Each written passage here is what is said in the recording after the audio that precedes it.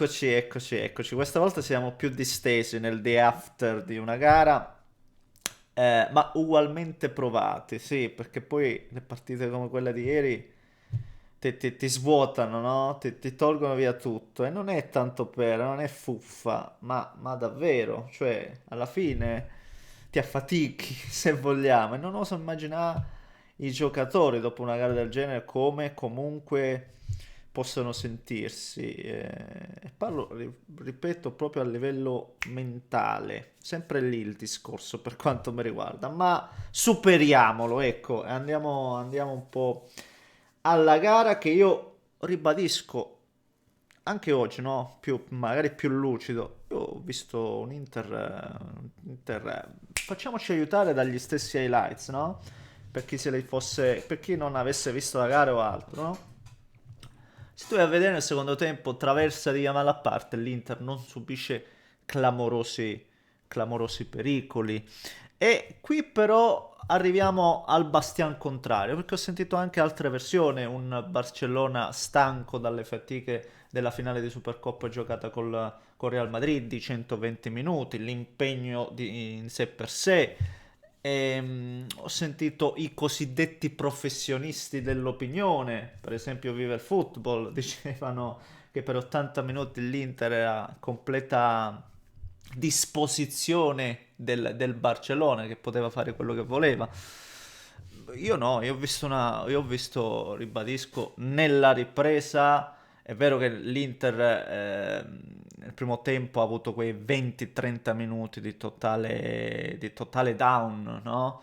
Che ribadisco, magari ovviamente sbaglierò assolutamente, però io credo che sia stata una lettura tattica sbagliata in quel momento, no? Dovuta dalla sicurezza di ci abbassiamo e magari abbassandoci troppo, chiudendo gli spazi, questo Barcellona non ci fa male ed è una scelta sbagliata per ovvi motivo, perché poi il Barcellona fa male a tutti e in qualsiasi modo. L'unica maniera per stare al passo è controribattere il più possibile, no? Farli correre anche all'indietro e sfruttare comunque tutti gli spazi che loro per forza di cose, giocando sempre nella metà campo avversaria, ti devono per forza di cose lasciare. Io la prestazione dell'Inter, ribadisco nella sua interezza, la trovo qualcosa di incredibile e qui veniamo all'argomento che voglio tirare su. L'argomento che voglio tirare su. Inzaghi, e do subito un po' il titolo e poi ce ne parliamo.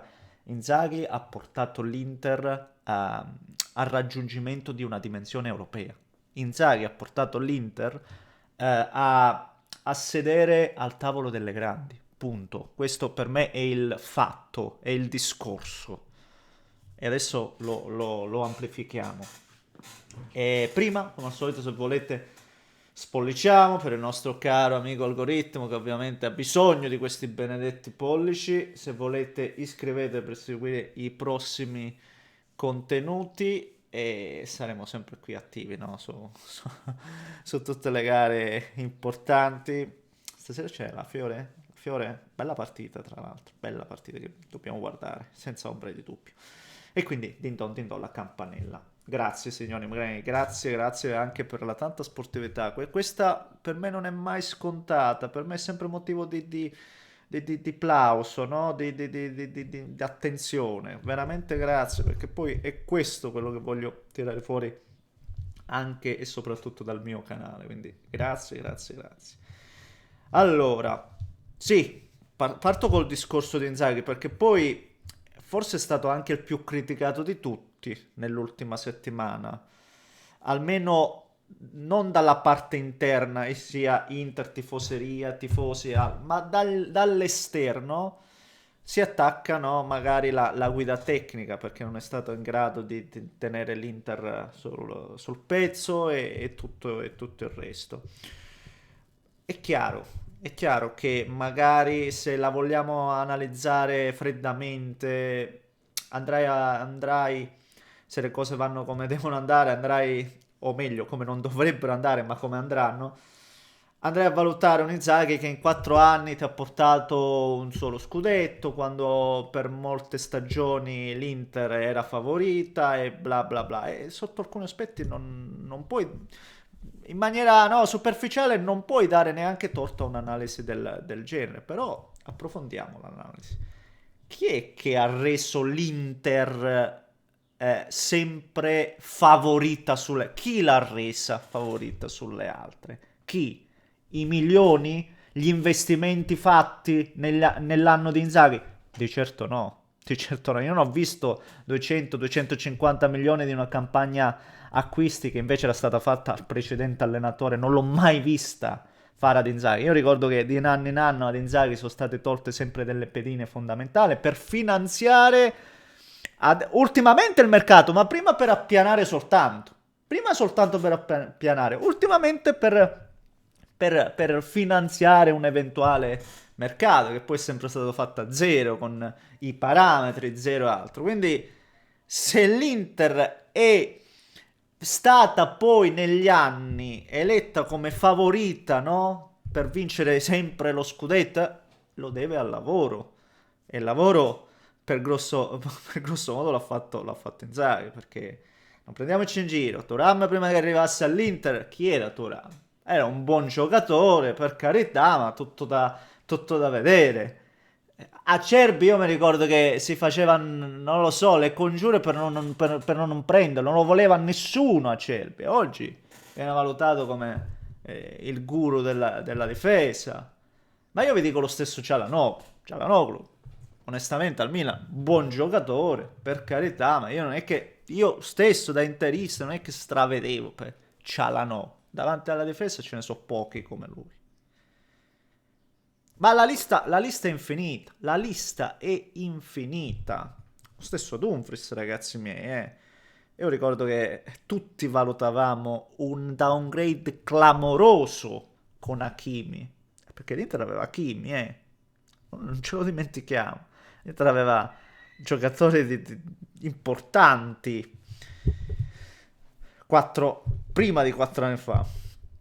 E quindi, ecco, ho fatto un discorso che purtroppo ci ha allontanato un po' da Barça e Inter, però è per farvi capire che l'Inter, davvero, sotto la guida di Inzaghi, comunque, eh, lui ha portato questa squadra al raggiungimento al sedersi al tavolo delle grandi, punto. E questo purtroppo non avendo una rosa che non, per forza di cose non può competere con altre, perché le altre sono state costruite con milioni e milioni, col tempo e tutto il resto. Tempo che fortunatamente ha avuto anche lui, questo va detto, perché dopo il primo anno e mezzo era più fuori che dentro, anche con delle motivazioni valide. E quindi se l'Inter oggi è quella che è, lo deve tanto al proprio allenatore. Io su sto fatto mi sono concentrato tantissimo e ne ho fatto il motivo di questo contenuto, proprio perché non può passare in secondo piano sta roba. L'Inter, vada come vada, l'Inter ha espugnato l'Allianz Arena, è andato in Germania, ha vinto. E sei andato in Spagna al Montjuic, non ti sei fatto battere da una squadra che ne dà 3 a tutti, te le ha date pure a te, ma tu hai saputo controbattere, hai saputo sfruttare i tuoi punti di forza e non sei stato da meno. Ti andrai a giocare una gara di ritorno, servono 2 vittorie all'Inter. Poi non le farà, non andrà bene, andrà male, tutto quello che volete. Ma l'Inter con Inzaghi è andata a una vittoria dalla Champions League e adesso oggi ha 2 vittorie dalla Champions League. 2 vittorie di misura, tra virgolette, basterebbero, tra virgolettissime, 2 vittorie. E questo è un traguardo clamoroso, clamoroso. E lo so, magari l'Inter avrà qualche scudetto in meno, è verissimo, e non è neanche forse così secondario, certamente.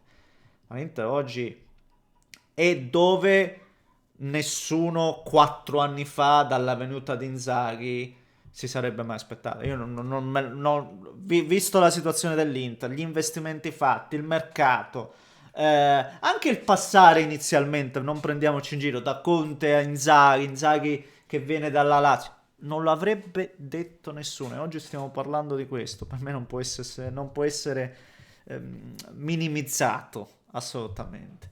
Ehm, sul discorso della stanchezza, l'Inter ha giocato domenica e si è giocata una partita importantissima con la Roma che valeva uno scudetto, quindi anche l'Inter aveva speso, quindi io non sono molto d'accordo sul fatto che il Barcellona è calato per la stanchezza, anche l'Inter teoricamente poteva calare tantissimo, no? Anzi, vista l'inizio della partita, poteva assolutamente sottomettersi nella seconda parte, non lo ha fatto. Per me è un grande segnale di forza, anzi è il segnale di forza.